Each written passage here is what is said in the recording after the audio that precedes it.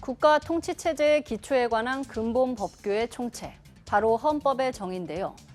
국가의 최고 법규인 헌법이 있다면 정당에는 당원이 있습니다. 우리 사전에선 정당에서 내부적으로 정한 강령이나 기본 방침이라고 규정하고 있는데요.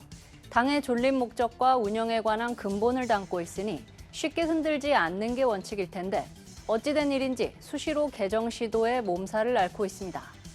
여당인 국민의힘에선 당원 개정을 통한 비상대책위원회 출범 문제가 법정으로 갔습니다. 비대위 공식 출범으로 자동 해임된 이준석 전 대표가 법원에 효력정지 가처분 신청을 낸 건데요. 절차적으로 잘못된 부분과 더불어 당내 민주주의가 훼손된 부분에 대해 가지고 재판장님께 드릴 수 있는 말씀을 다 드릴 수 있도록 하겠습니다. 비대위 출범 요건인 비상 상황에 대한 해석, 사퇴를 선언한 최고위원들의 의결 참여, 그리고 당원 당규 졸속 개정 등이 주요 쟁점입니다. 당 전국위원회는 지난 9일 자동응답 전화 ARS 투표로 당원 제96조를 개정했습니다. 찬성 457명, 반대 52명으로 당헌 제13조, 제19조 및 제91조에 의하여 당헌 개정안이 원안대로 가결되었음을 선포합니다. 비상대책위원장 임명권자에 당대표와 당대표 권한대행 외에 당대표 직무대행을 포함시키는 내용을 담았습니다. 권성동 당시 대표 직무대행이 비대위원장을 임명할 수 있도록 한 겁니다. 국민의힘은 절차적 하자가 없다는 입장이지만 이 전 대표는 한 사람을 몰아내기 위해 당원 당규까지 누더기로 만들었다고 비판했고 이제 그 판단은 법원으로 넘어간 상태입니다. 전당대회를 앞둔 더불어민주당은 최근 당원 80조 개정을 놓고 극렬한 갈등에 휩싸였습니다. 이재명 사당화 논란에 직면한 건데 그 이유를 좀 들여다보겠습니다.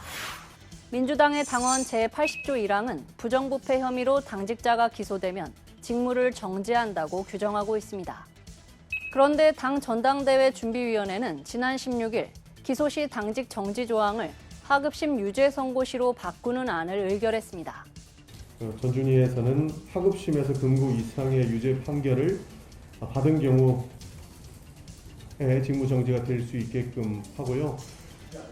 부정부패 혐의로 재판을 받아도 당직을 유지할 수 있다는 얘기인데 이 때문에 검찰 수사를 받는 이 의원의 방탄용이란 지적이 제기됐습니다.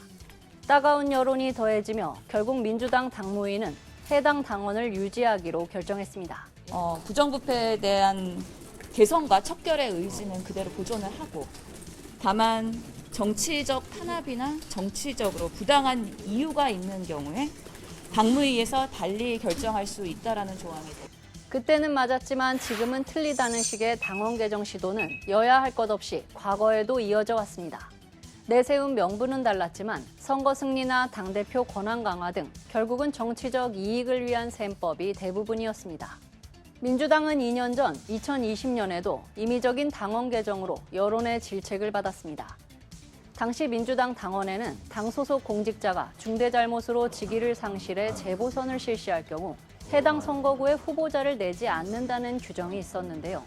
무공천 약속을 저버리고 당원을 고쳐 박원순 전 서울시장과 오거돈 전 부산시장 자리에 후보를 낸 겁니다. 후보자를 내지 않는 것만이 책임 있는 선택은 아니며 오히려 후보 공천을 통해 시민의 심판을 받는 것이 책임 있는 공당의 도리라는 판단에 결과는 참패. 이 전 대표의 말처럼 준엄한 심판이 따랐습니다. 보수 진영에선 당원 개정이 당내 진영 논리와 맞물려 입길에 올랐습니다. 2011년 홍준표 당시 한나라당 대표가 재창당 로드맵으로 당원 당규 개정을 제안하자 이정현 의원을 비롯한 친박근혜계 의원들은 냉담한 반응을 쏟아냈지만 이후 입장이 바뀌었습니다. 5년 뒤 이정현 당시 새누리당 대표는 대선 주자도 당대표가 될 수 있도록 당원을 개정하겠다고 나섰습니다. 비박계가 요구한 비대위 구성 대신 조기 전당대회 카드를 꺼낸 건데 당이 정말 새롭게 국민들에게 거듭나기 위한 새로운 지도부를 구성하는 전당대회를 개최하게 된 그러한 제 취지와 또 그것을 강력하게 추진하겠다는 의지를 당내 일각에선 최순실 사태로 친박계가 수세에 몰리자 총대를 맨 게 아니냐는 지적이 나왔습니다. 이처럼 다양한 이유로 당의 헌법이라고 할 수 있는 당헌은 수시로 뜯어 고쳐졌습니다. 언뜻 국민의 삶과는 동떨어진 문제처럼 보이지만 아다르고 어다른 당헌의 차이는 대의민주주의에서 국민의 선택지를 늘리기도 또 좁히기도 했습니다. 랍비는 유대인들이 존경받을 만한 인물을 일컫는 말로 나의 스승이란 뜻인데요. 탈무드 잠언집에는 사냥이 수염을 기른다고 랍비가 될 수는 없다는 격언이 나옵니다. 외피를 바꿔도 속이 다르면 소용이 없다는 겁니다. 본질적인 변화가 없다면 거듭된 당헌 개정과 이를 부연하는 각종 수사에도 민심에 다가서긴 힘들지 않을까요? 지금까지 여의도 풍향기였습니다.